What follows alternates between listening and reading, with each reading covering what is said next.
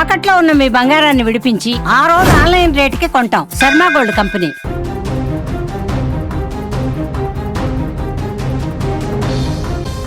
తెలుగు రాష్ట్రాల్లో వింత వాతావరణం కనిపిస్తోంది. ఉదయం సూర్యుడు సెగలు కక్కుతుంటే సాయంత్రానికి ఆకాశం రంగు మారుస్తోంది. అకాల వర్షాలు, ఈదురుగాలులు ఊహించని రీతిలో విరుచుకుపడుతున్నాయి. అటు ఎండల తీవ్రత, ఇటు వానల జాతర మధ్య జనం ఉక్కిరి బిక్కిరి అవుతున్నారు. వాతావరణ శాఖ హెచ్చరికల ప్రకారం రాబోయే 3 రోజులు గండం పొంచి ఉంది. ఆంధ్రప్రదేశ్ తీరంలో ఏర్పడిన ఉపరితల ఆవర్తనం, దానికి తోడైన ద్రోణి ప్రభావంతో వాతావరణం ఒక్కసారిగా మారిపోయింది.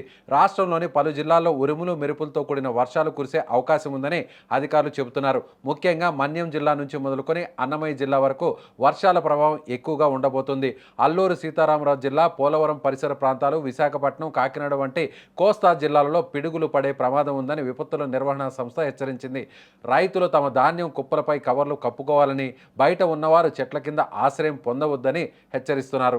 ఇక తెలంగాణ విషయానికి వస్తే ఇక్కడ పరిస్థితి మరింత భిన్నంగా ఉంది. హైదరాబాద్ వాతావరణ కేంద్రం ఇప్పటికే పలు జిల్లాలకు ఎల్లో అలర్ట్ జారీ చేసింది.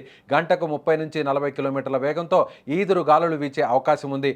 ఆదిలాబాద్, నిజామాబాద్, నిర్మల్ వంటి ఉత్తర తెలంగాణ జిల్లాల్లో వానల తీవ్రత అధికంగా ఉండబోతుంది. వరంగల్, హనుమకొండ, సిద్దిపేట ప్రాంతాల్లో కూడా ఆకాశం మేఘావృతమై అడపాదడపా చినుకులు పడే అవకాశం ఉంది. వేసవి తాపం నుంచి ఉపశమనం లభించినా ఈదురు గాలుల వల్ల విద్యుత్ స్తంభాలు, చెట్లు కూలే ప్రమాదం ఉందని అధికారులు అప్రమత్తం చేస్తున్నారు. ప్రస్తుత పరిస్థితుల్లో ప్రజలు చాలా జాగ్రత్తగా ఉండాలి. ఉరుములు మెరుపులు వస్తున్నప్పుడు ఎలక్ట్రానిక్ వస్తువులకు దూరంగా ఉండడం మంచిది. పొలాల్లో పనిచేసే కూలీలు, గొర్రెల కాపరులు సురక్షిత ప్రాంతాలకు వెళ్లాలని ప్రభుత్వం కోరుతోంది.